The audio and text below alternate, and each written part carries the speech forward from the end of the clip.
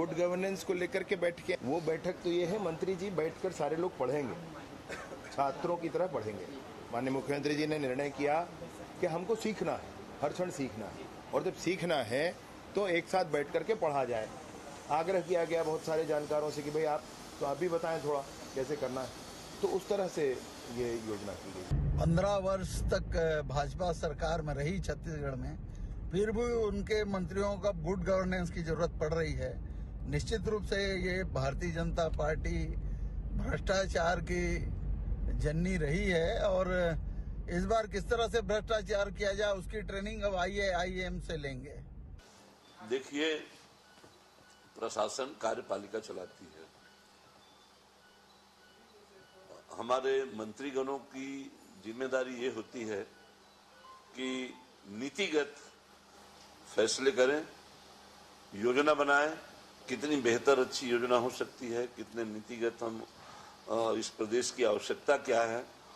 और मैं समझता हूं जो राजनीतिक व्यक्ति में इतनी समझ नहीं है उनको आप कितना भी ट्रेनिंग दे दो आप, तो उसका कोई औचित्य नहीं है। नियत साफ होनी चाहिए प्रदेश की जनता के प्रति कि हमारी जनता की क्या समस्याएं हैं, उसका कैसे हम निराकरण करें।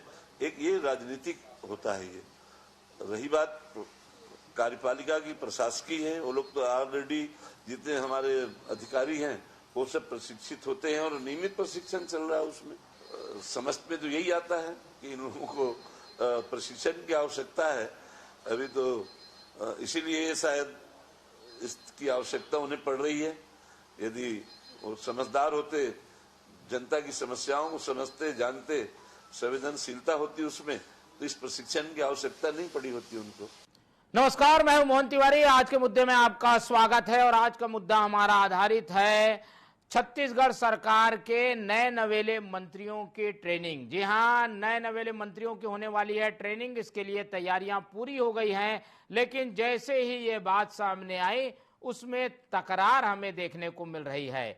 क्या सोचकर जो बीजेपी ने मंत्रियों की नियुक्ति की थी उसमें कुछ कमी थी?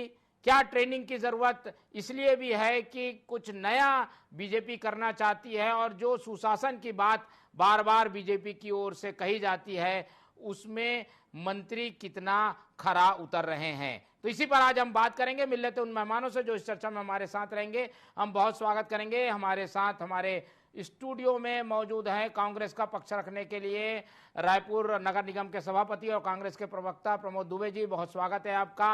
वरिष्ठ पत्रकार के रूप में राजनीतिक नजरिया हमारे साथ शेयर करेंगे नागेंद्र वर्मा जी, बहुत स्वागत करेंगे आपका। और बीजेपी का पक्ष रखने के लिए हमारे साथ जुड़ रहे हैं रविंद्र सिंह जी, बहुत स्वागत करेंगे आपका। तो तीनों मेहमानों का स्वागत है। और जैसे कि हमने बताया कि सरकार के 6 मंत्री 11 में से ट्रेनिंग लेने वाले हैं और इस ट्रेनिंग के कई आयाम होंगे जिसमें सीखा जाएगा कि शासन कैसे करना है। और सुशासन का जब मंत्र है तो ट्रेनिंग की जरूरत महसूस की जा रही है नए मंत्रियों को।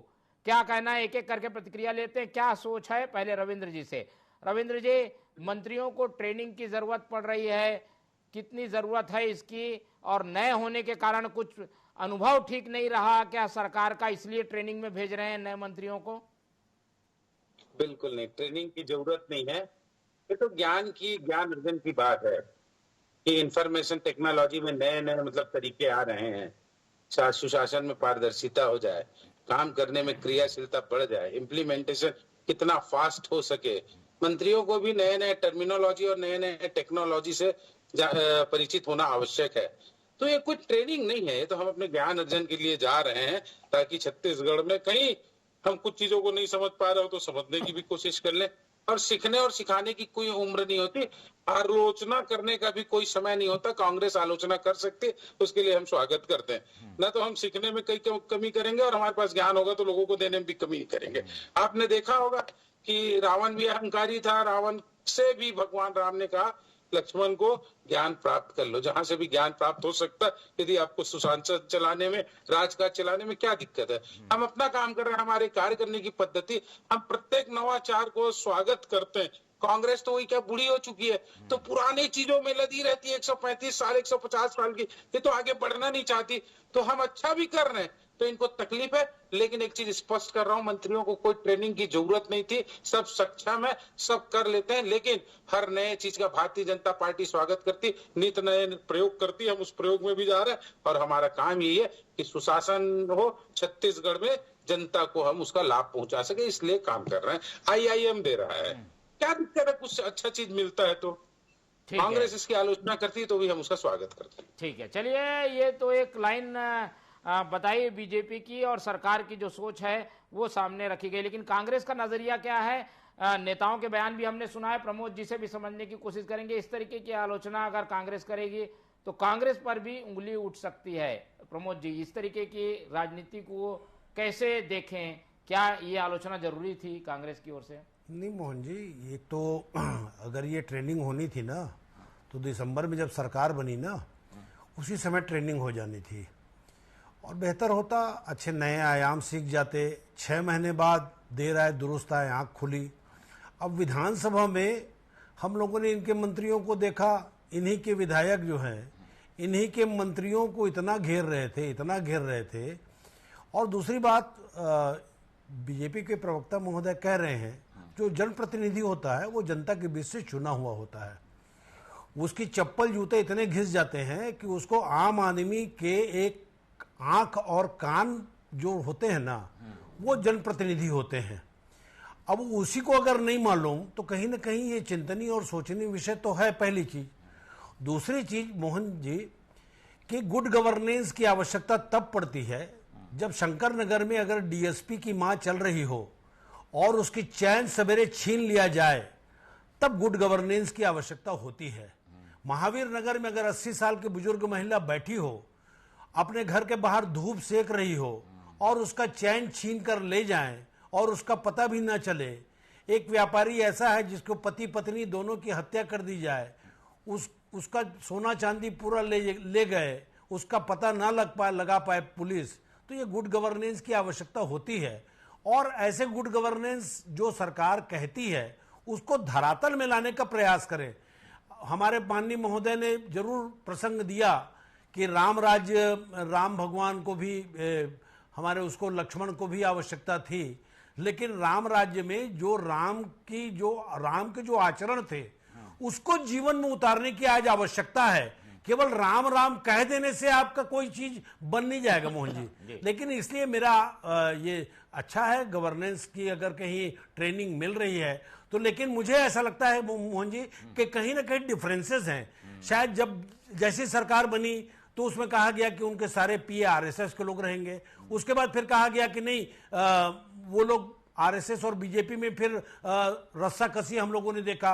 उसके बाद सरकार चलाने के बाद बहुत सारी ऐसी विषमताएं देखी, कोई निर्णय नहीं हो पा रहे थे कि क्या करना है। अब देखिए आप कि ईवे बिल के बारे में कितना बड़ा निर्णय उन्होंने ले लिया। उसके बाद आपकी आइडियोलॉजी क्या है, आपने अपने मैनिफेस्टो में क्या कहा था, तो आपके अपने मैनिफेस्टो को आपने उतार पा रहे हैं, तो कहीं ना कहीं ये गुड गवर्नेंस की श्रेणी में तो मेरे ख्याल से नहीं आता। उसके बावजूद अगर IIM से कुछ सीखना चाहते हैं, मैं ऐसा समझता हूं मोहन जी कि आदमी को प्रैक्टिकल ज्यादा रहना चाहिए और अभी थ्योरेटिकल होने के लिए जा रहे हैं। ये हमको कह रहे हैं 115 साल पुराना, अरे तो 115 साल पुराने हम जरूर हैं, लेकिन एक चीज याद रखिएगा मोहन जी कि घर में जब तक बुजुर्ग रहते हैं ना तभी तक मान सम्मान रहता है। अगर घर के बुजुर्गों को कहीं आपने नकारा और निकम्मा साबित करने का कोशिश किया तो युवाओं के भरोसे घर तो चल सकता है, लेकिन कैसा घर चलेगा इसका अंदाजा स्वयं आप लगा सकते हैं। इसलिए बुजुर्गों की भी आवश्यकता है और युवाओं की भी आवश्यकता है।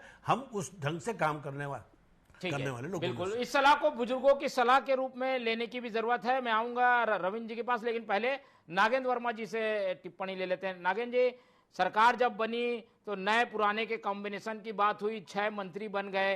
क्या लगता है कुछ अनुभव की कमी को देखा परखा गया होगा, तब ये ट्रेनिंग की बात आ रही है? इसका क्या नुकसान भी हुआ होगा क्या शासन प्रशासन में नए मंत्री जब काम करने आए? नहीं मोहन जी, मुझे ऐसा नहीं लगता।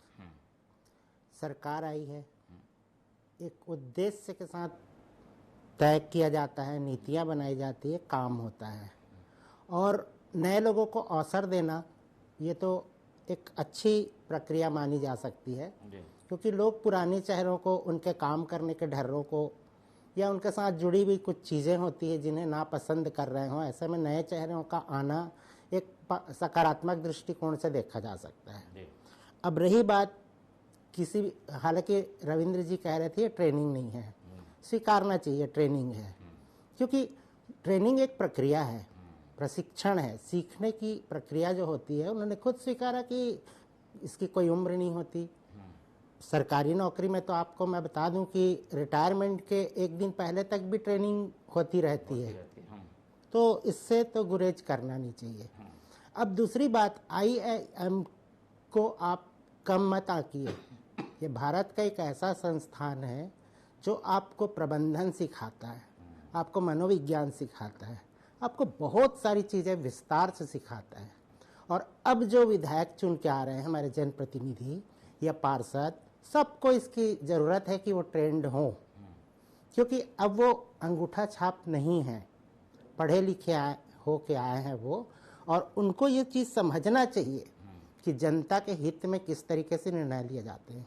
क्योंकि आमतौर पे हम ज़मीनी स्तर पे देखते हैं कि जनप्रतिनिधि की इच्छा बहुत अच्छा करने की है, लेकिन जो सिस्टम है, जो नौकरशाह हैं, जो कर्मचारियों का अड़ियलपन है, वो उनको काम में कहीं ना कहीं अटकाता है।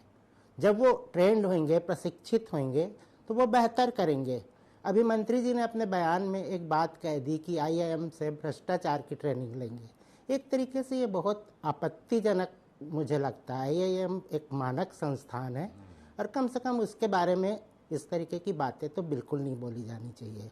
और मुझे लगता है कि इस ट्रेनिंग से आगे चल के फ़ायदा होगा, और सरकार का निर्णय है कि वो 5 साल के दरमियान कभी भी ये ट्रेनिंग करा सकती है। ठीक है, ट्रेनिंग तो करा सकती है, लेकिन जो चर्चाएं हैं, अब ट्रेनिंग के पहले कहा जा रहा है कि परिणाम आएगा, परिणाम में कई तरीके की चीज़ों के बाद कुछ फेरबदल की बातें भी चर्चा में हैं। इन सब बातों के बीच ट्रेनिंग की कितनी ज़रूरत है? रविंद्र जी के पास चलते हैं। रविंद्र जी, कांग्रेस जो सवाल पूछ रही है उसमें जो 6 महीने बीत गए उसमें कैसी कार्यशैली थी, उसका आकलन का समय आ गया है। अभी आप लोग ट्रेनिंग में लगे हुए हैं, ये सारी बातें हो रही है। क्या परिणाम आएगा? तो कुछ बदलाव भी हो जाएगा, तो ये ट्रेनिंग किए हुए लोग, कुछ लोग ड्रॉप भी हो जाएंगे, ये सारी चीजें हैं। सबसे बड़ी बात तो यह है कि कौन ड्रॉप होगा, कौन नया आएगा, ये भविष्य के गर्भ में है। 2 तारीख को, जब 4 तारीख को होगा, 11 की 11 सीट हम छत्तीसगढ़ में जीतेंगे। प्रमोद दुबे जी, कम से कम भारतीय जनता पार्टी की कार्यशैली पे तो आप प्रश्न इसलिए मत उठाइए कि छत्तीसगढ़ में हमने 15 साल शासन किया। बड़ी मुश्किल से, आप जैसे बोल रहे थे चप्पल घिस के आते हैं, वैसे घिस के एक बार आप सरकार में आए, और छत्तीसगढ़ की जनता ने आपको कार्य प्रणाली को देख के बाहर भी कर दिया, फिर हमको अवसर दे दिया। तो आप अपनी कार्य प्रणाली आप अपने तक रखिए, आपको मुबारकबाद है। एकदम सही कहे नागेंद्र वर्मा जी ने कि शिव डहरिया जी ने बहुत आपत्तिजनक बात की, भ्रष्टाचार सीखने जा रहे हैं। तो जिसकी जैसी मानसिकता होती है ना, जिसकी जैसी भावना होती है, मूर्त को वैसी देखता है। खुद भ्रष्ट आपके मंत्री हैं, इसलिए वो भ्रष्टाचार की ट्रेनिंग सेंटर उनको कह रहे होंगे। तो महत्वपूर्ण बात यह है कि आपने कहा गुड गवर्नेंस की आवश्यकता क्यों पड़ती? जब चेन स्नेचिंग हो जाए, कहीं हत्या हो जाए, क्या कांग्रेस के गवर्नमेंट में नहीं होता था? और आपको बताऊं, विधानसभा में यदि भारतीय जनता पार्टी के विधायक भारतीय जनता पार्टी के मंत्री को घेर रहे हैं, तो ये स्वस्थ लोकतांत्रिक प्रक्रिया है। आप यहाँ तो भूपेश बघेल के सामने ना आपके बड़े बड़े मंत्री नहीं बोल पाते थे, बाद में उन्होंने स्वीकार किया है कि हम तो बोल ही नहीं पाते थे भैया भूपेश बघेल के सामने। जब राजनांदगांव में आए ना, तो राजनांदगांव एक नेता ने भरे मन से भूपेश बघेल जी के सभा में बोला, एक बार आपने टाइम नहीं दिया, आपके सामने बात नहीं कर सकते थे। अरे गर्व है मुझे यदि आपने कहा छत्तीसगढ़ के विधानसभा में छत्तीसगढ़ के मंत्री के विरुद्ध भाजपा के विधायक बोलते थे, तो वहां पर घेरने का उनका अधिकार है, प्रश्न करने का अधिकार है। आप लोग कितना तानाशाही करते थे मुझे बताइएगा। तीसरी बात, हमारे मैनिफेस्टो पे आप अभी से चिंता कर रहे हैं कि इनका मैनिफेस्टो क्या था। अब मैं आपको गिनाऊंगा तो नहीं कि महतारी वंदन हमने शुरू कर दिया, आपने तो अपना बेरोजगारी भत्ता आखिरी के 2 महीने में दिया है। आपने अपने शराबबंदी को क्या किया दुनिया को पता है। मेरे मैनिफेस्टो को, भाजपा के मैनिफेस्टो को मत बताइए प्रमोद जी। 5 साल के लिए चुन के आए हैं और अगले 10 साल फिर आप बाहर रहेंगे। हम अपने मैनिफेस्टो के एक बात को पूरा करेंगे। ये राहुल गांधी आज तक नहीं सीख सके। रविंद्र जी, लेकिन सुशासन का जब नारा देंगे तो सुशासन के पैमाने में आपकी सरकार को तोला जाएगा, उसको कसौटी में कसा जाएगा और पूछा जाएगा कि सुशासन हो रहा है कि नहीं हो रहा है। कांग्रेस बुजुर्ग हो चुकी है, इस बुजुर्गियत कांग्रेस को समझाइए कि नवाचार का स्वागत करे, नित नए प्रयोग करे। वही क्या कहते हैं पुरानी परंपराओं को ही करेंगे तो अभी 40 सीट में भी आप सिमट कर रह जाएंगे। ध्यान रखिएगा, हमारी सरकार बहुत अच्छा काम करेगी। ये ट्रेनिंग भी है तो मैं स्वीकार करता हूं, इस ट्रेनिंग की हमें आवश्यकता भी होगी, तो जनता के हित में ही इसके निर्णय आएंगे। ठीक है, चलिए, जनहित में ये फैसला लिया गया है ऐसा मान लेते हैं, लेकिन सरकार को अपने नजरिए से देखने का विपक्ष का अपना एक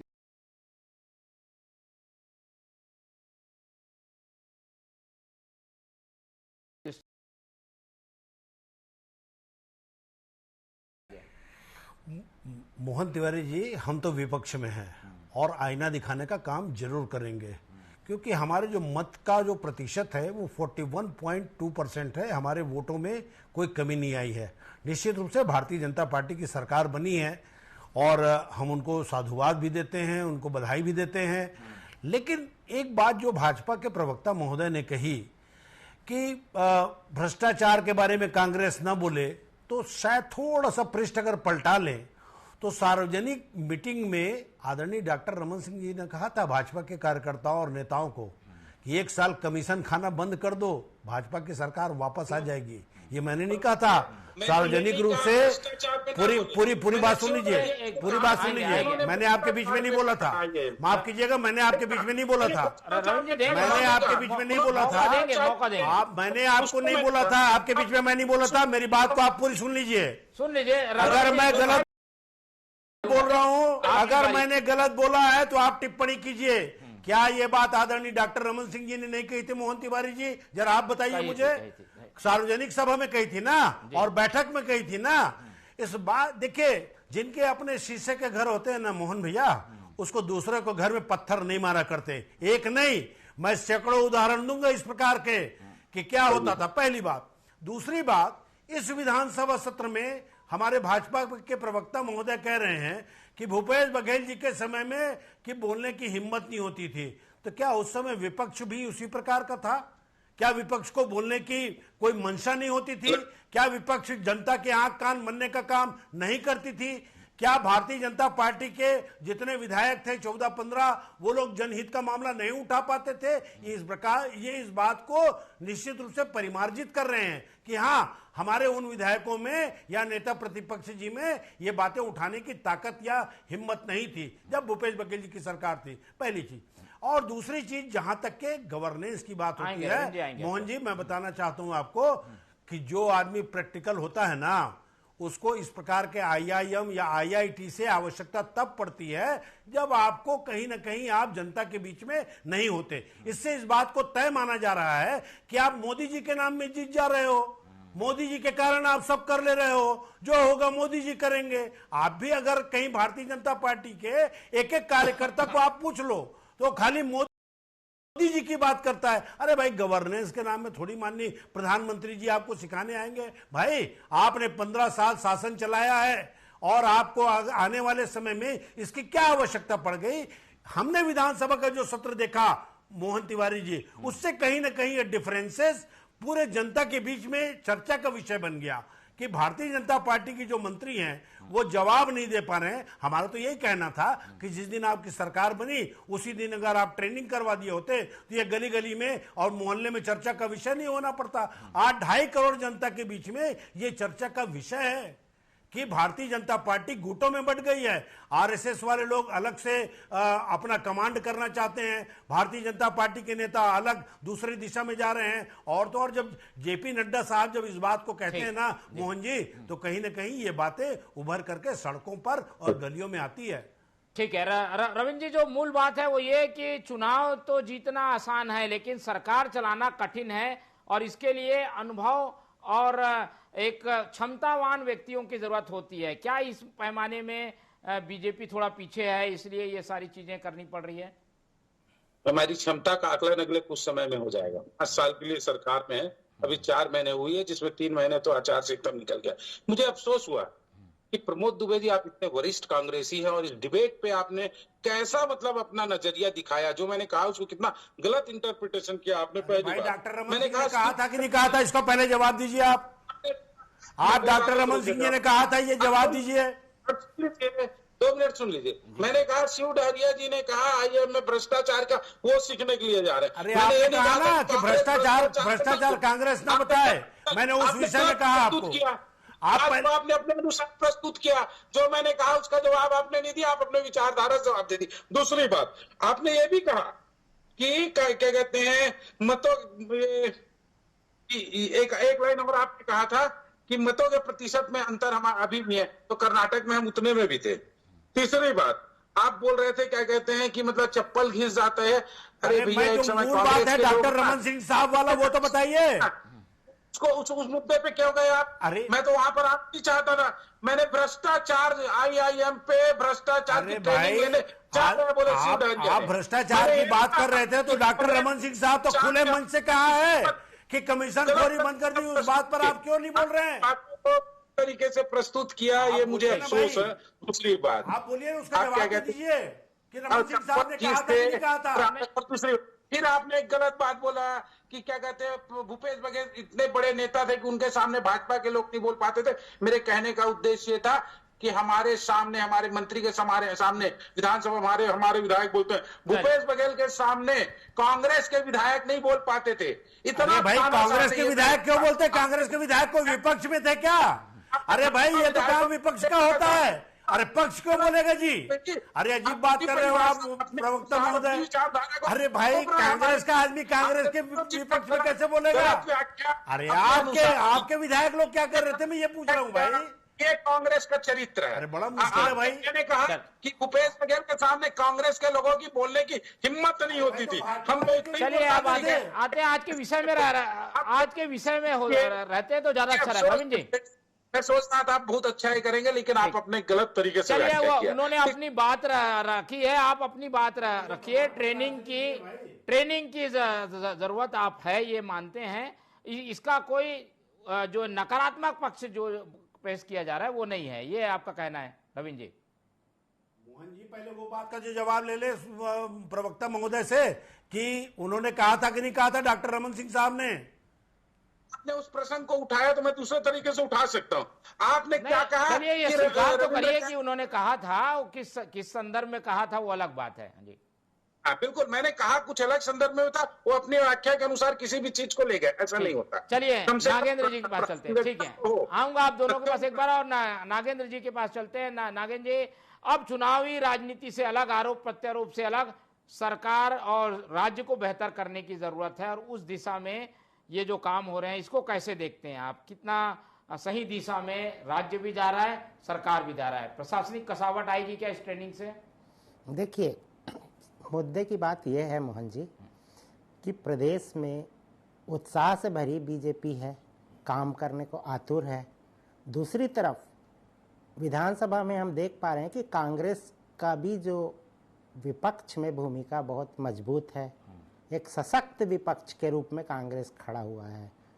तो ऐसे में काम करने की जो प्रक्रिया है प्रदेश के विकास की, जो मेरे ख्याल से दोनों ही पार्टी की मंशा है, दोनों ही चाहते हैं कि प्रदेश का विकास हो, जनता का भला हो, सारे काम अच्छे हों, और छत्तीसगढ़ का जो नाम है वो देश में अलग नज़र आए विकसित राज्यों में।